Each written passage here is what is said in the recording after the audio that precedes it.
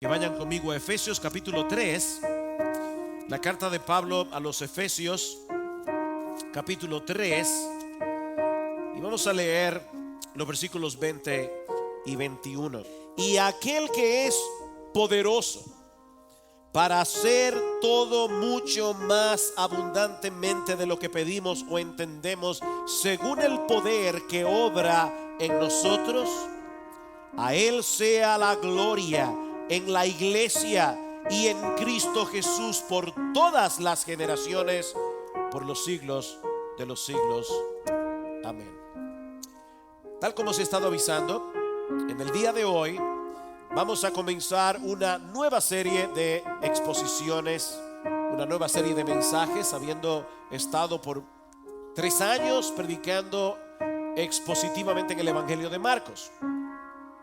Y me adelanto a decir que es muy probable que el tema que vamos a estar predicando unos 6 o 7 domingos en la mañana puede llegar a ser sumamente controversial.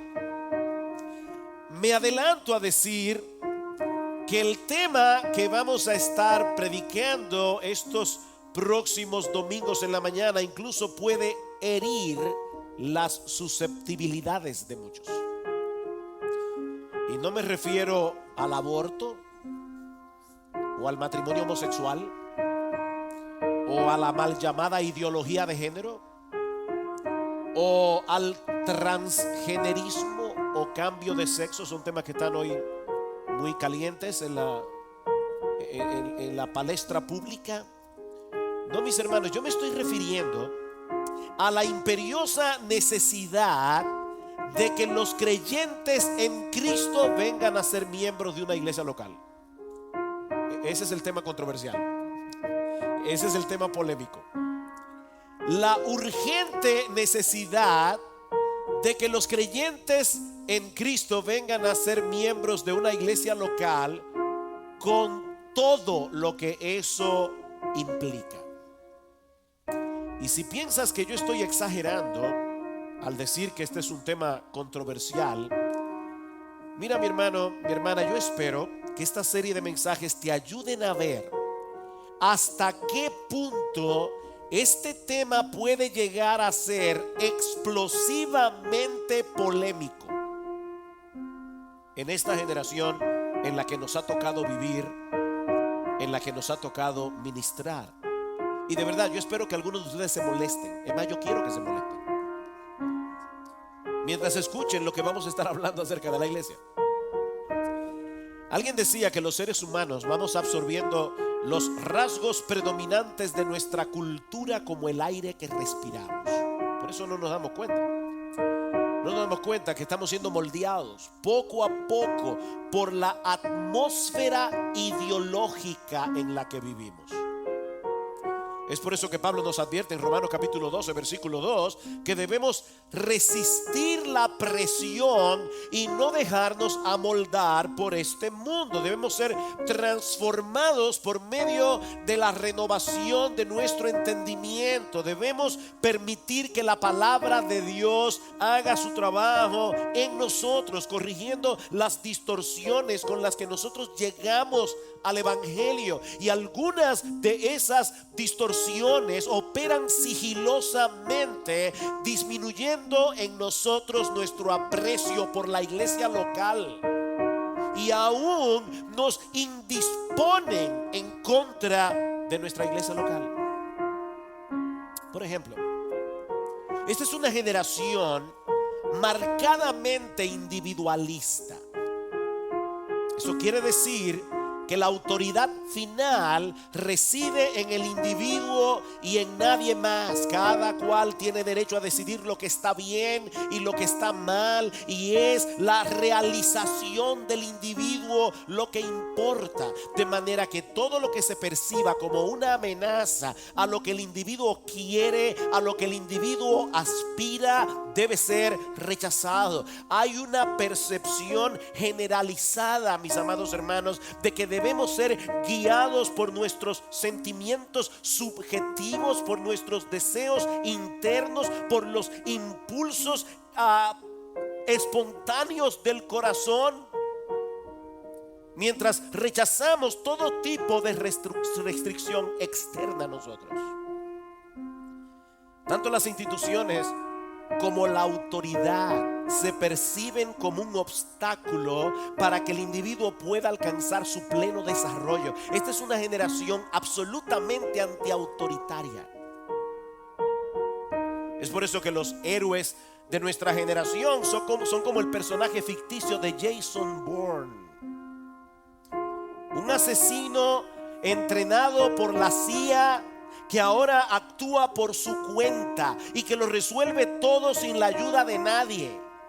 El individuo obrando por sí solo y gobernado únicamente por sus propias reglas.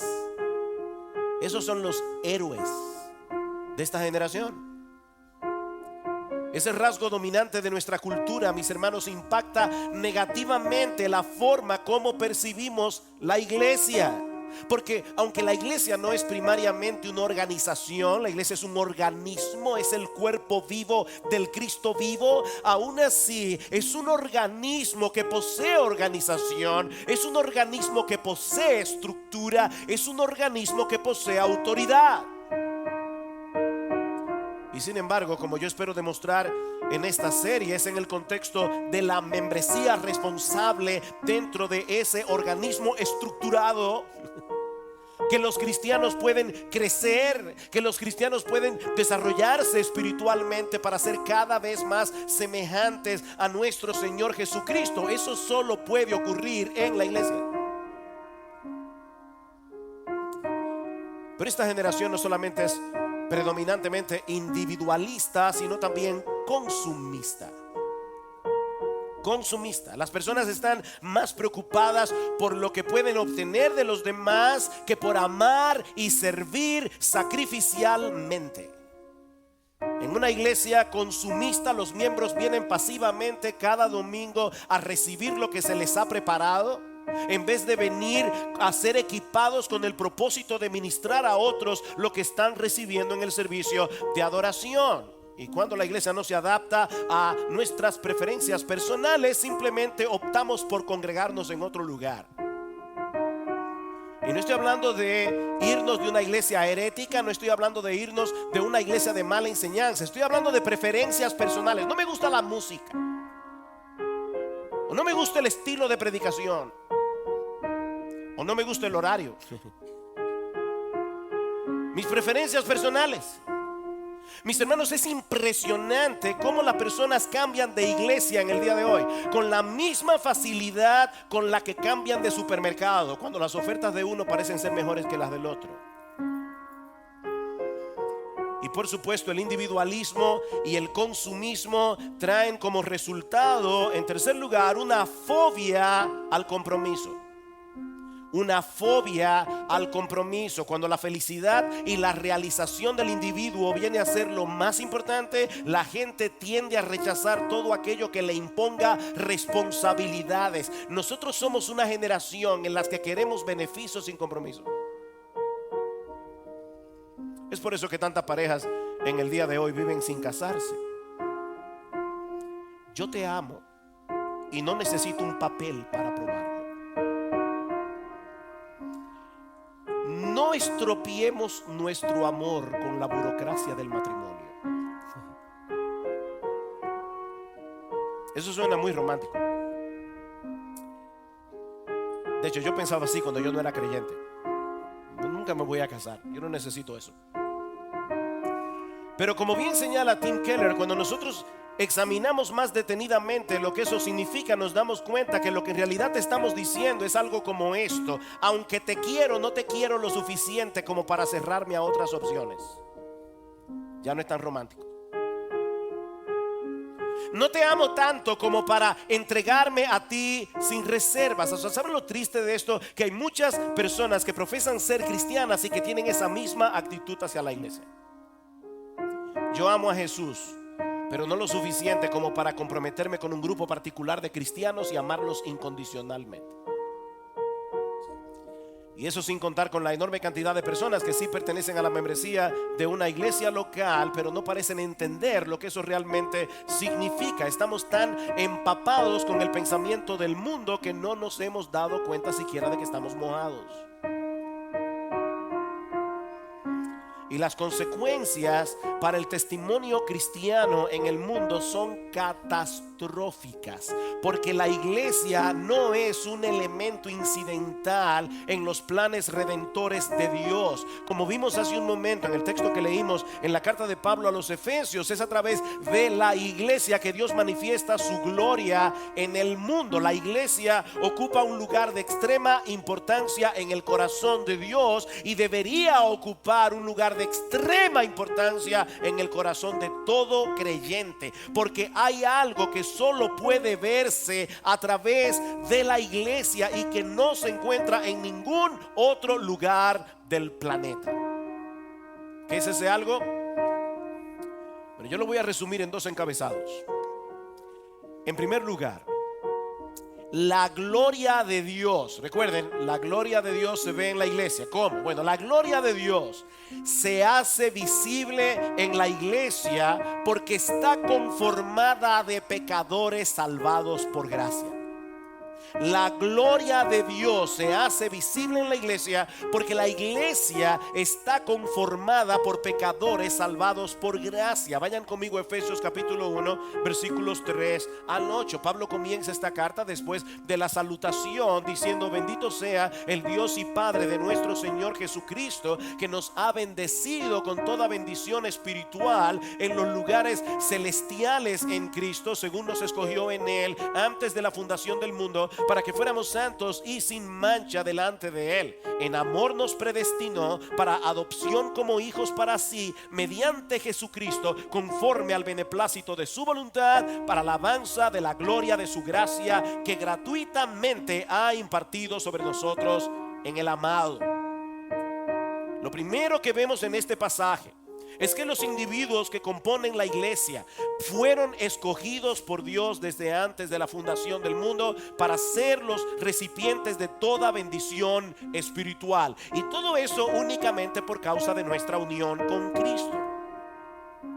Pablo presenta la salvación en este pasaje no solamente como algo que fue logrado por Cristo al morir por nosotros en la cruz del Calvario, sino como algo que Dios nos concede al hacernos partícipes de Cristo mismo. Ser salvo es estar en Cristo, es estar unidos a Cristo. Y la iglesia es tan importante para Dios que Él pensó en cada uno de sus componentes que iba a estar unido a Cristo para conformar este cuerpo cuando nada había sido creado. Mi hermano, Dios pensó en los miembros de cada iglesia cuando nada había sido creado, en la eternidad pasada, sabiendo de antemano el precio tan grande que Él iba a tener que pagar para comprar a cada uno de los componentes de la iglesia.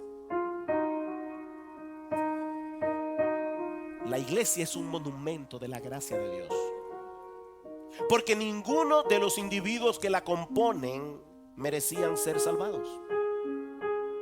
No fue nada que hubiera en nosotros o que Dios viera de antemano que iba a ser hecho por nosotros lo que lo movió a escogernos. No, dice Pablo en el versículo 5 que Él lo hizo conforme al beneplácito de su voluntad, o como dice la Reina Valera del 60, según el puro afecto de su voluntad. ¿Saben qué significa eso? El lenguaje más llano, más sencillo. Él te escogió porque Él quiso escogerte. Él te amó porque Él quiso amarte. Él tuvo misericordia de ti porque Él quiso tener misericordia de ti. Y todo esto con el propósito de exaltar su propia gloria. Vean una vez más el versículo 6. ¿Para qué lo hizo? Para alabanza de la gloria de su gracia. Para eso lo hizo Dios. Para alabanza de la gloria de su gracia. Vean el versículo 11 una vez más. También hemos obtenido herencia, habiendo sido predestinados según el propósito de aquel que obra todas las cosas conforme al consejo de su voluntad, a fin de que nosotros que fuimos los primeros en esperar en Cristo seamos para alabanza de su gloria. Versículo 13, en él también vosotros, después de escuchar el mensaje de la verdad, el evangelio de vuestra salvación, y habiendo creído, fuisteis sellados en él con el Espíritu Santo de la promesa, que nos es dado como garantía de nuestra herencia, con miras a la redención de la posesión adquirida de Dios. ¿Para qué? Para alabanza de su gloria. Esa es la misma idea que se expresa en Efesios capítulo 2 versículos 1 al 10. ¿Recuerdan cómo Pablo comienza esta sección de la carta hablando de cómo nosotros estábamos muertos en nuestros delitos y pecados, cómo andábamos según la corriente de este mundo, conforme al príncipe de la potestad del aire, el espíritu que ahora opera en los hijos de desobediencia? Pero Dios, que es rico en misericordia por su gran amor con que nos amó, aun estando nosotros muertos en nuestros delitos y pecados, nos dio vida juntamente con Cristo. Y dice Pablo, por gracia sois salvos. Eso fue para alabanza de su gloria, de su gracia. Mis hermanos, cuando nosotros miramos hacia la iglesia llena de pecadores salvados por la bendita gracia de Dios, no podemos hacer otra cosa que exaltar la infinita bondad de Dios, sobre todo al tomar en cuenta el precio tan alto que Él pagó para salvarnos. Vean el versículo 7. En él tenemos redención, Efesios 1, mediante su sangre. La sangre de Jesús. En él tenemos redención mediante su sangre, el perdón de nuestros pecados, según las riquezas de su gracia que ha hecho abundar para con nosotros. Fuimos redimidos por la sangre de Cristo, dice Pablo. Y esa palabra significa liberación mediante el pago de un precio. Todos nosotros merecíamos el justo castigo de Dios por causa de nuestros pecados, pero Dios decidió pagar el precio exigido por su propia justicia para nuestra liberación, la sangre de su propio Hijo. Es por eso que Pablo conecta en el texto la redención con el perdón de nuestros pecados. ¿Se dieron cuenta? Redención y perdón. Al derramar su sangre en la cruz, Cristo sufrió en nuestro lugar el castigo que todos nosotros merecíamos, de manera que ahora Dios puede concedernos un perdón absoluto y total, gratuitamente, por gracia, sin pasar por alto su justicia. Porque hubo alguien que estuvo dispuesto a pagar el precio de nuestra redención. Pero ahora escuchen lo que sigue diciendo Pablo a partir de la segunda mitad del versículo 8. Yo sé que los que tienen buena memoria aquí en la iglesia van a recordar que hace unos meses atrás yo di un vistazo a vuelo de pájaro de toda la carta a los Efesios. No estamos haciendo lo mismo. Hermanos, yo sé que hay cosas que pueden sonar similares, estamos enfatizando otras cosas. Y es importante esto.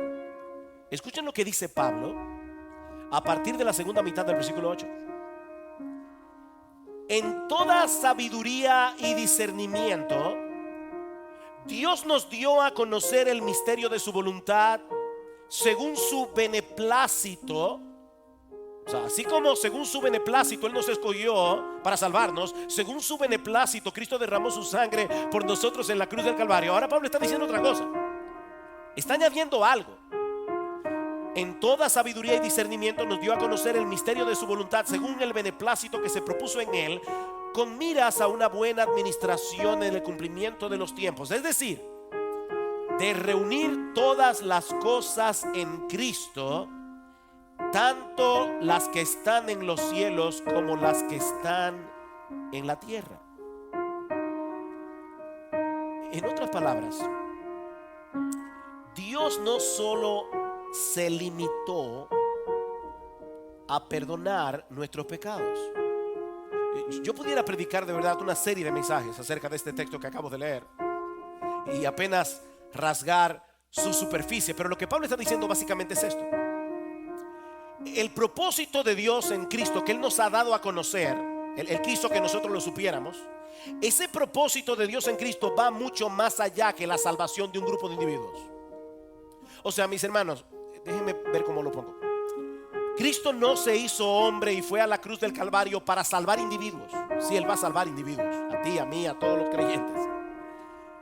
De hecho, el propósito de Dios va mucho más allá que la conformación de la iglesia. El pecado introdujo un elemento divisivo y discordante en la creación de Dios.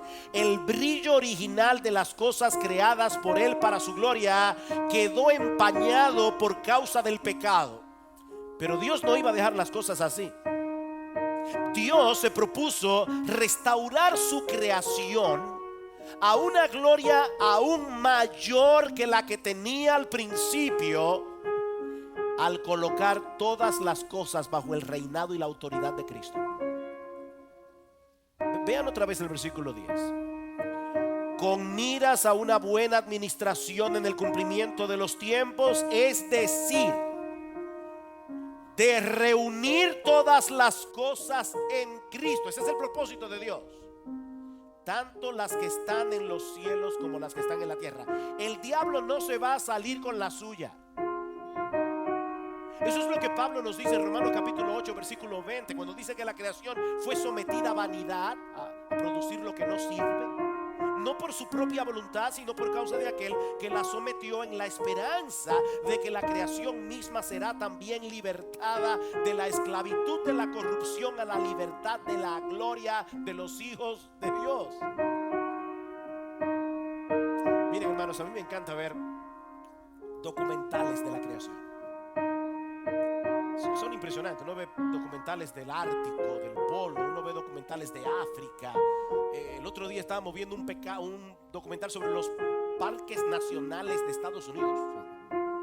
Son increíblemente hermosos. Esta tierra dañada por el pecado, corrompida por el pecado, es increíblemente hermosa. ¿Ustedes se imaginan cómo será su restauración?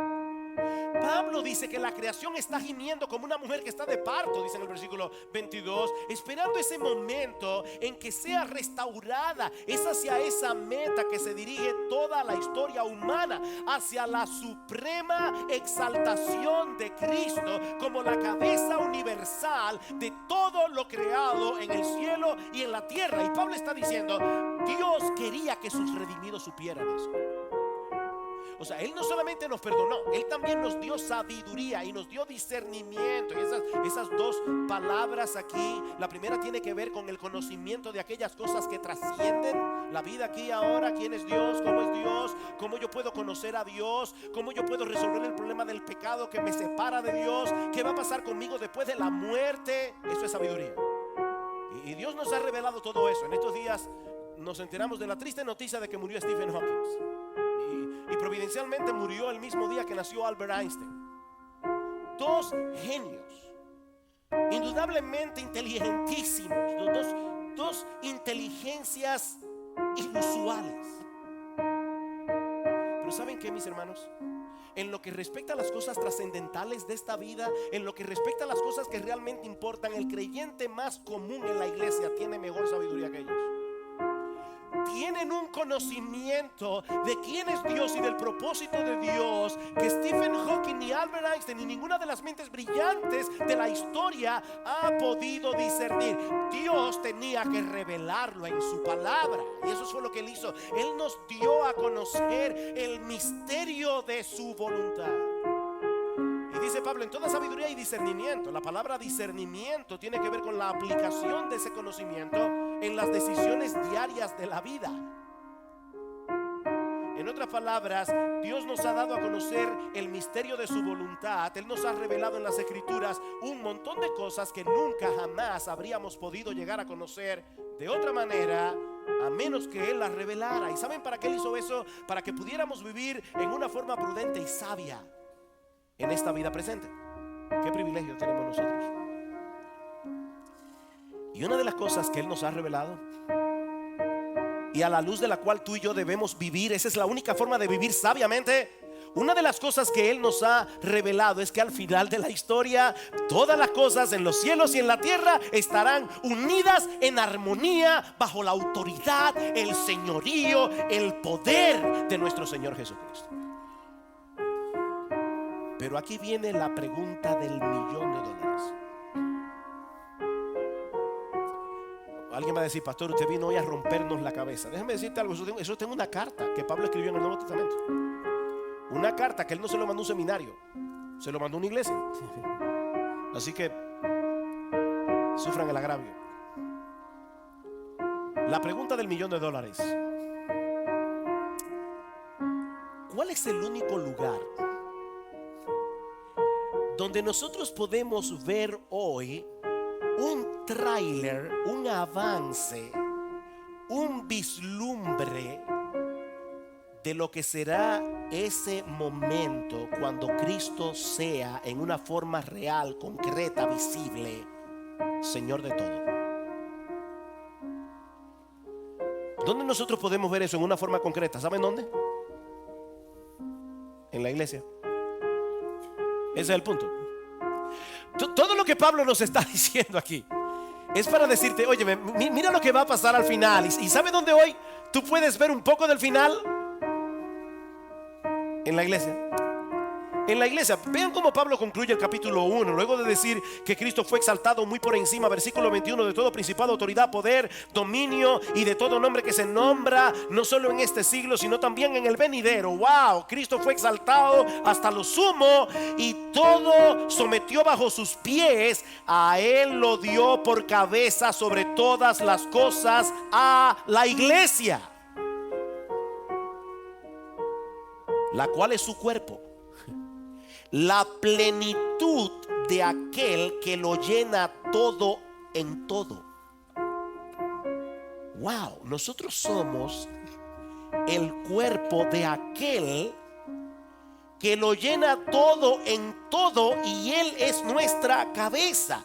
De manera que es en la iglesia, y solo en la iglesia, donde vemos a un grupo de pecadores redimidos por gracia, que han sido llamados eficazmente a someterse a la autoridad suprema de Cristo como Señor de nuestras vidas. Y eso es lo que va a suceder al final de la historia, que todo estará sometido a esa señoría. Pero ahora lo vemos aquí, en la iglesia. No hay ningún otro lugar en el mundo, no hay ningún otro lugar en el mundo donde podamos tener un vislumbre de lo que será cuando el cosmos se someta a la autoridad de Cristo y Él sea universalmente reconocido como Rey de Reyes y Señor de Señores. Y aunque la iglesia ahora es imperfecta, ¿saben qué? El Señor la está hermoseando poco a poco a través de su palabra, preparándola para el día de las bodas del Cordero. Eso es lo que pasa aquí cada domingo. Nosotros venimos con un kit de cosmético a hermosear la iglesia a través de la palabra. ¿Qué dice Pablo en Efesios capítulo 5 versículo 25? Maridos, amad a vuestras mujeres, así como Cristo amó a la iglesia y se entregó a sí mismo por ella. ¿Para qué? Para santificarla, habiéndola purificado por el lavamiento del agua por la palabra, a fin de presentársela a sí mismo como una iglesia gloriosa, que no tenga mancha, ni arruga, ni cosa semejante, sino que fuese santa y sin mancha. Él está hermoseando a su esposa, preparándola para aquel día, el día de las bodas del Cordero. Pero hay algo más que Pablo nos dice en esta carta en cuanto al tema que estamos tratando aquí. Y es que la gloria de Dios no solamente se hace visible a través de pecadores que fueron salvados y redimidos por gracia, sino que la gloria de Dios se hace visible en la iglesia a través de la unidad sobrenatural de esos redimidos. ¿Van captando el argumento, hermanos? Ya el hecho de que estemos aquí sentados, pecadores, sometidos a la autoridad de Cristo, ya eso muestra la gracia de Dios y la gloria de Dios. Pero Dios también hace visible su gloria en la iglesia, uniendo sobrenaturalmente a ese grupo de redimidos que son tan distintos entre sí. Y eso es lo que Pablo pasa a demostrar a partir del capítulo 2 de Efesios, versículo 11 en adelante. Pablo nos muestra que el propósito de Dios con la iglesia era formar una comunidad de personas tan diversas y al mismo tiempo tan unidas entre sí, que desafiara toda explicación humana. Es de esa forma que Él hace visible el poder del Evangelio y la gloria de su sabiduría. Efesios capítulo 2 versículo 11. Recordad pues que en otro tiempo vosotros los gentiles en la carne, aquellos que nos están visitando hoy tal vez por primera vez y escuchan la palabra gentil, dice, bueno, que es bueno ser gentil. Sí, pero la palabra gentil aquí no está siendo usada aquí como sinónimo de amable, sino más bien para hablar de todas las naciones que no pertenecían a Israel, todas las naciones paganas que no pertenecían al pueblo del pacto. Y Pablo está diciendo, recordad pues que en otro tiempo vosotros los gentiles en la carne, llamados incircuncisión por la tal llamada circuncisión hecha por manos en la carne, recordad que en ese tiempo estabais separados de Cristo, excluidos de la ciudadanía de Israel, extraños a los pactos de la promesa, sin tener esperanza y sin Dios en el mundo. ¿Qué descripción? Estábamos separados del pueblo de Dios. Mis hermanos, entre judíos y gentiles había una separación abismal y una hostilidad irreconciliable. Los gentiles estábamos separados de Cristo, porque tú y yo somos gentiles, somos dominicanos. Es de nosotros que Pablo está hablando aquí. Estábamos separados de Cristo, estábamos excluidos de la ciudadanía de Israel, el pueblo de Dios. Éramos extraños a los pactos de la promesa. O sea, todas las promesas de la Biblia conectadas con los pactos de Dios no nos pertenecían, no eran para nosotros. No te podías aplicar el Salmo 23 porque no era para ti ni para mí. Estábamos en enemistad con el pueblo de Dios, pero algo pasó. Versículo 13. Pero ahora,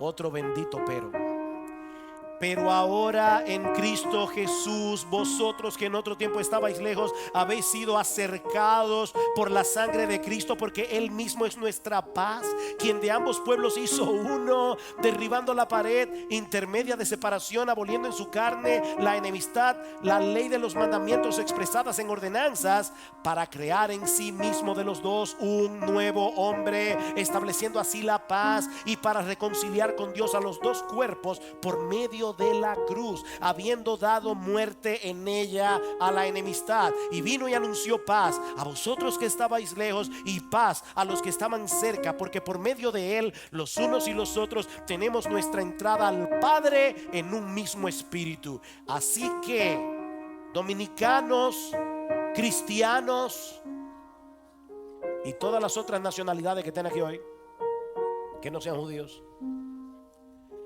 ya no sois extraños ni extranjeros, sino que sois conciudadanos de los santos y sois de la familia de Dios, edificados sobre el fundamento de los apóstoles y profetas, siendo Cristo Jesús mismo la piedra angular, en quien todo el edificio bien ajustado va creciendo para ser un templo santo en el Señor, en quien también vosotros sois juntamente edificados para morada de Dios en el Espíritu.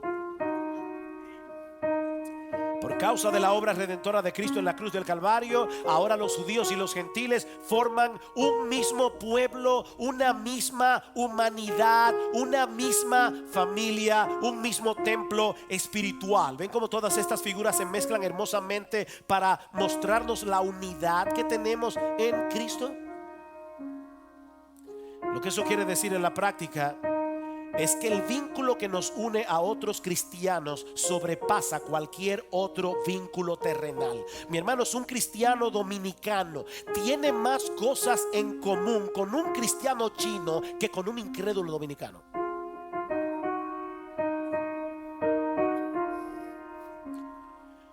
Un creyente multimillonario, educado en Harvard, tiene más cosas trascendentales en común con otro creyente pobre que apenas pudo cursar la primaria que otro multimillonario impío graduado en la misma universidad. Tenemos más cosas en común. Eso es lo que Pablo va a decir en el capítulo 4 de Efesios. Preservad la unidad en el espíritu. Tenemos una misma fe, un mismo espíritu. Estamos en un cuerpo. Tenemos un mismo Padre, un mismo Señor, un mismo Salvador, un mismo bautismo. Miren, mis hermanos, cuando una persona del primer siglo entraba en una iglesia cristiana y veía a judíos y a gentiles adorando juntos al mismo Dios, amándose y sirviéndose como hermanos, era más que evidente para esa persona que ahí había ocurrido un milagro. Algo extraordinario pasó allí. Eso desafiaba cualquier explicación natural. Eso desafía cualquier explicación sociológica. Es por eso que en el capítulo 3 Pablo nos dice que esto es un misterio. Y esa palabra aparece 4 veces en Efesios capítulo 3 versículos 1 al 9. Un misterio. Y un misterio es una verdad que no habría podido ser conocida a menos que Dios la revelara. ¿Y cuál es ese misterio? Versículo 6 del capítulo 3. A saber, que los gentiles son coherederos y miembros del mismo cuerpo. Ahí está el misterio. Participando igualmente de la promesa en Cristo Jesús mediante el evangelio, del cual fui hecho ministro conforme al don de la gracia de Dios que se me ha concedido según la eficacia de su poder. Ese es el misterio. Que Dios ha unido en Cristo en un mismo cuerpo lo que jamás habría podido unirse de manera natural. Y todo eso, otra vez, para la gloria de su nombre. ¿Saben que a veces me preocupa cuando escucho hermanos de la iglesia que tienen una increíble amistad, una increíble intimidad con aquellos amigos que tenían antes de ser cristianos? Ay, pastor, mire, es que nosotros crecimos juntos toda la vida. Todo eso está muy bien. Conserva tus amistades, aunque sean inconversas. Lo que me preocupa es que muchas veces no se ve esa misma intimidad con los hermanos de la iglesia. Déjame hacerte una pregunta. ¿Hay amigos tuyos en la iglesia, amigos íntimos tuyos en la iglesia que te conocen al dedillo? Amigos con los que tú puedes abrir el corazón, amigos que pueden venir a ti y hacerte preguntas incómodas y tú no lo sientes como una invasión a tu privacidad. Tú tienes amigos así en la iglesia, porque eso fue lo que Dios intentó hacer. Una comunidad de ese tipo, entre personas que probablemente no se habrían escogido como amigos en el mundo. Eso es lo que hace tan extraordinario lo que está pasando aquí. Es diferente, es una comunidad diferente. Vean el versículo 8. Y este texto me encanta, hermanos. Este texto es hermoso. Dice Pablo: a mí, que soy menos que el más pequeño de todos los santos, se me concedió esta gracia, anunciar a los gentiles las inescrutables riquezas de Cristo. Wow. Y sacar a luz cuál es la dispensación del misterio que por los siglos había estado oculto en Dios, creador de todas las cosas. El misterio de esa unidad, a fin de que la infinita sabiduría de Dios sea ahora dada a conocer por medio de la iglesia a los principados y potestades en las regiones celestiales.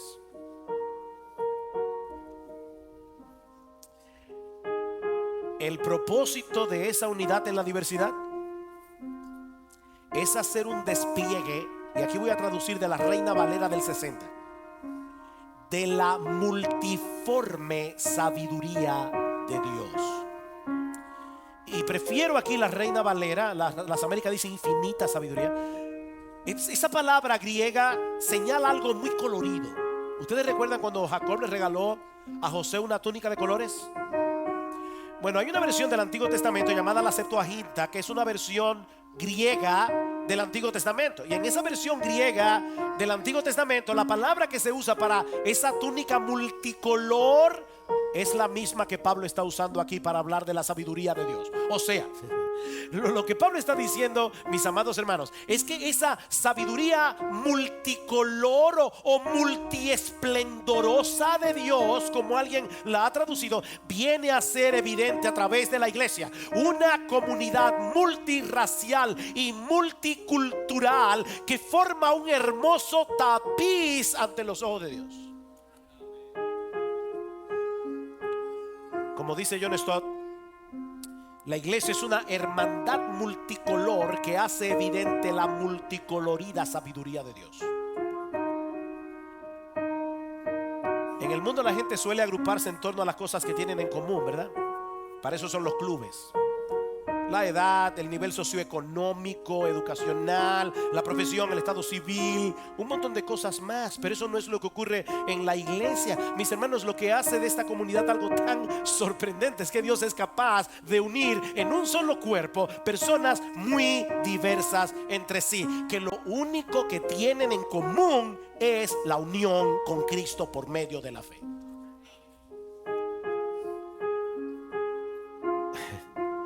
Mi hermano amado, tú y yo somos hermanos de sangre. ¿Tú entiendes eso? Fuimos hermanados por la sangre de Cristo.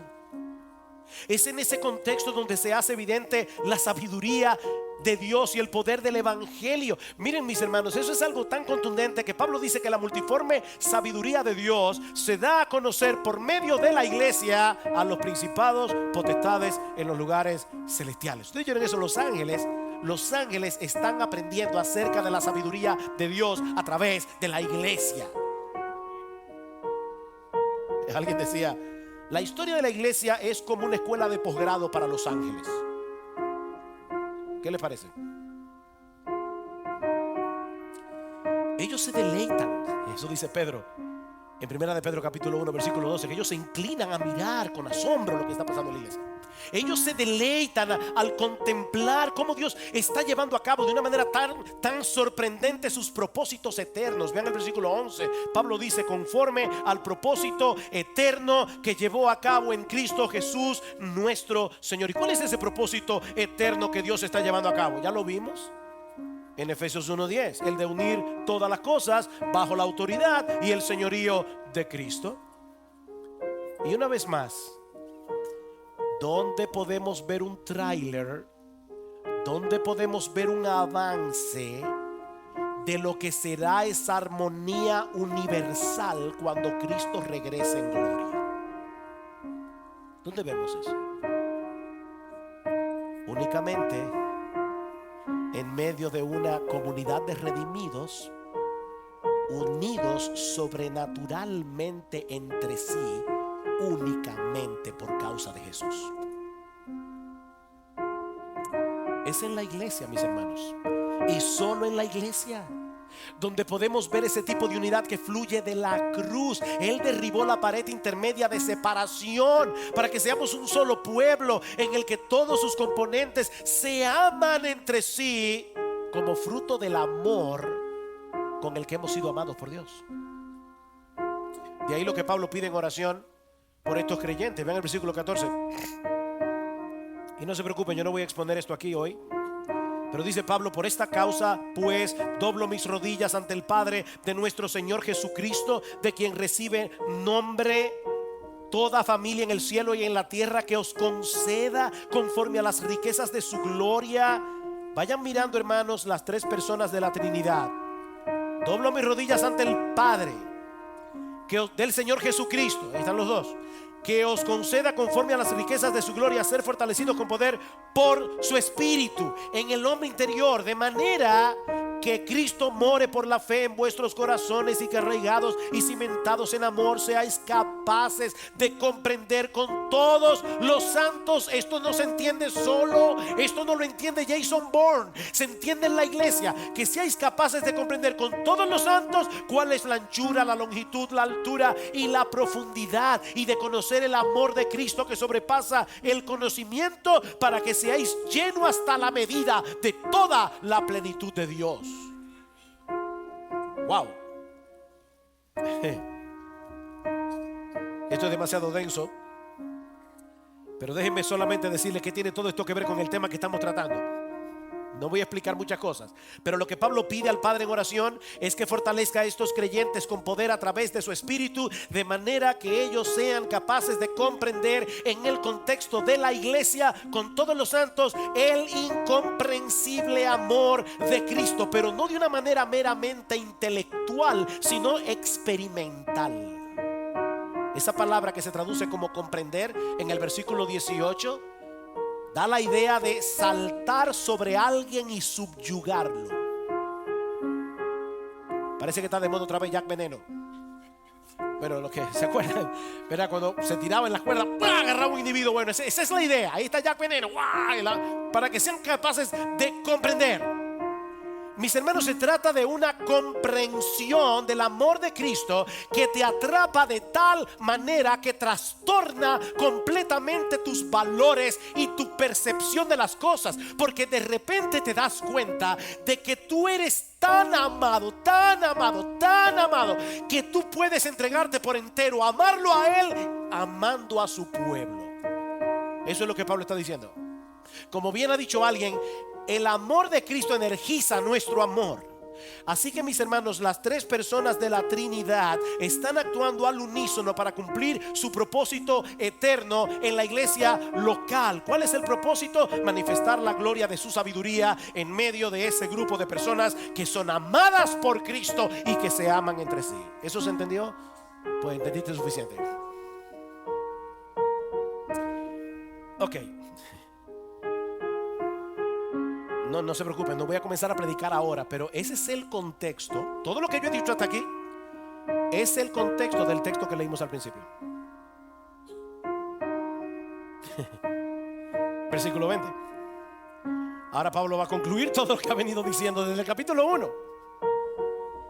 Y aquel que es poderoso para hacer todo mucho más abundante de lo que pedimos o entendemos, según el poder que obra en nosotros, a Él sea la gloria en la iglesia y en Cristo Jesús por todas las generaciones, por los siglos de los siglos. Amén. Ahora se entiende mejor, ¿verdad? Ese es el contexto. Lo que Pablo pide en oración en los versículos anteriores es completamente imposible. Ese tipo de experiencia del amor de Cristo que nos subyuga por completo, ese tipo de entendimiento que nos mueve eficazmente a amar a los demás por el simple hecho de que son cristianos, eso es algo que no podemos fabricarlo nosotros mismos. Nosotros somos demasiado egoístas, somos demasiado orgullosos para ser ese tipo de miembros de la iglesia. Somos demasiado individualistas. Pero ahora Pablo nos recuerda que nuestro Dios es capaz de obrar más allá de aquellas cosas que pedimos y que parecen imposibles. Eso es lo que le está diciendo. Nuestro Dios es capaz de hacerlo. Nuestro Dios es capaz de hacerlo. Pídele conforme a su voluntad que haga eso en la iglesia, porque es conforme a su voluntad que la iglesia demuestre su gloria y el poder de su evangelio a través de esa unidad sobrenatural entre personas que son muy distintas entre sí. Y aunque la iglesia no es ahora todo lo que llegará a ser cuando estemos en la presencia de nuestro Señor, mi hermano, ella es ahora, así como tú la ves, el tesoro más preciado que Dios tiene en el mundo. Mis hermanos, Cristo amó a su iglesia y se entregó por su iglesia para salvar a su iglesia, para santificar a su iglesia. Cristo amó a su iglesia con un amor que traspasa la barrera del tiempo, porque fuimos escogidos para ser parte de esa iglesia desde antes de la fundación del mundo. ¿Tú estás oyendo eso? Que Dios te amó cuando tú ni existías y ya Él te veía y te visualizaba en una iglesia local. La iglesia es el cuerpo de Cristo. La iglesia es la novia del Cordero. La iglesia es este gran templo espiritual multiétnico y multicolor en el que Dios manifiesta su presencia especial en el mundo, y a través de la cual los ángeles contemplan asombrados la multiesplendorosa sabiduría de Dios. Eso es la iglesia. Es la niña de los ojos de Dios. Es la esposa que Él escogió para su hijo, aún sabiendo de antemano lo que nosotros éramos, aún sabiendo de antemano el precio que tendría que pagar por ella. Y ahora yo te pregunto, mi hermano, ¿tú estás viendo la iglesia a través de los ojos de Dios? O sea, a través de este lente. ¿Tú estás viendo la iglesia a través de los ojos de Dios, o a través del individualismo y del consumismo de nuestra generación? ¿Tú estás creciendo en tu aprecio por tu iglesia porque sabes que es en ella y no en ningún otro lugar donde brilla en todo su esplendor la gloria de Dios y el poder del evangelio? ¿O más bien te estás aislando de la iglesia y sintiéndote cada vez más apático a todo lo relacionado con la vida y ministerio de tu iglesia local?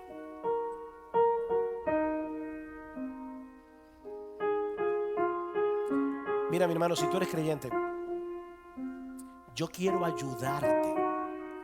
Yo quiero ayudarte a ver la iglesia como Dios la ve. El propósito de esta serie de mensajes, que será breve, una serie breve, es convencerte del hecho de que es un enorme privilegio ser parte integral de una iglesia. Que es un privilegio, mi hermano, poder congregarte cada domingo con este grupo de redimidos salvados por gracia. No se trata simplemente de venir a cantar unos cuantos himnos. No se trata simplemente de venir a escuchar un sermón, porque eso puedes hacerlo por la internet. No, se trata de estar en medio de este templo espiritual donde Dios manifiesta su gloriosa presencia cuando nos congregamos en su nombre para proclamar el evangelio. Porque donde su palabra es proclamada, es allí donde está Dios. Dios y su palabra vienen unidos. Miren, yo puedo hacer un culto, podemos hacer un culto sumamente emocionante, podemos poner tu adrenalina a 1000, pero si la palabra de Dios no está siendo fielmente proclamada, Dios no está allí, porque Dios está donde su palabra está. ¿Vienes tú con esa expectativa? ¿Vienes tú con esa expectativa? Vengo a encontrarme con Dios. El Señor se va a pasear en medio de los 7 candeleros de oro. Eso no va a pasar en YouTube. Eso no va a pasar en live stream. Eso va a pasar aquí, en medio de los redimidos del Cordero, cuando un hombre de carne y hueso imperfecto está proclamando en debilidad, pero por el poder del Espíritu Santo, la palabra de Dios. Eso pasa aquí, mi hermano. No en tu casa, no en la internet, no en la televisión. Eso pasa aquí en tu iglesia. Es venir a tener un vislumbre de lo que será cuando el señorío y la autoridad de Cristo venga a ser evidente en todo lo creado. Es venir a asombrarte junto con los ángeles en los cielos al ver la gloria de la sabiduría y de la bondad infinita de Dios en la salvación de pecadores que no merecían otra cosa que juicio y condenación. Es mirar a tus hermanos y mirarte a ti mismo y decir: oh Dios, cuánta sabiduría, cuánta gracia, cuánta bondad, cuánto poder. Oh Señor, gracias por habernos salvado. Es anhelar con todo tu corazón tener el privilegio de ser usado por Dios en la magnífica obra de hermosear a la esposa de su Hijo, poniendo tus dones en operación mientras otros te ministran a ti por medio de los dones que Dios le dio. Es contemplar con expectativa la llegada de la boda del Cordero. Cuando todas las iglesias locales de todo pueblo, tribu, lengua, nación, de todos los colores, de todas las etnias, de todas las razas, estaremos en una sola asamblea para darle a Él y solo a Él toda la gloria, el honor y la adoración que solamente a Él le corresponde. Es gozar de antemano Apocalipsis 4 y 5. Oh, quiere el Señor usar esta serie de mensajes para darnos esa perspectiva de la iglesia, que todos los miembros de IBSJ, sin excepción y de manera consciente, podamos resistir el molde individualista y consumista de nuestra generación, que sigamos siendo transformados por medio de la renovación de nuestro entendimiento para la gloria de aquel que es la cabeza de su cuerpo, que es la iglesia, la plenitud de aquel que todo lo llena en todo. Pero es mi anhelo también que el Espíritu Santo use este mensaje en aquellos que están de visita en medio nuestro, para hacerles ver de antemano la realidad de que algún día, mi amigo, algún día toda rodilla se doblará. Algún día toda lengua confesará que Jesucristo es el Señor, para la gloria de Dios el Padre. Y mi amigo, si aún no has venido a Cristo en arrepentimiento y fe, reconociéndole a Él no solo como el Salvador que murió por nuestros pecados en la cruz, sino también como el amo, como el dueño, como el Señor, como el Rey de tu existencia, yo quisiera persuadirte en esta mañana que lo hagas ahora, antes de que sea demasiado tarde. Levanta tu bandera blanca de rendición y ven a Él, clamando por perdón y misericordia, porque si vienes ante su trono arrepentido y confiando únicamente en Él para salvación, mi amigo, yo te aseguro, por la autoridad de la palabra de Dios, que misericordia y perdón te serán otorgados en esta misma hora. Entonces comenzarás a disfrutar del don de la vida eterna en Cristo y llegarás a formar parte de este grupo de redimidos, salvados por gracia, donde Dios manifiesta su gloria y que es el objeto especial de su amor.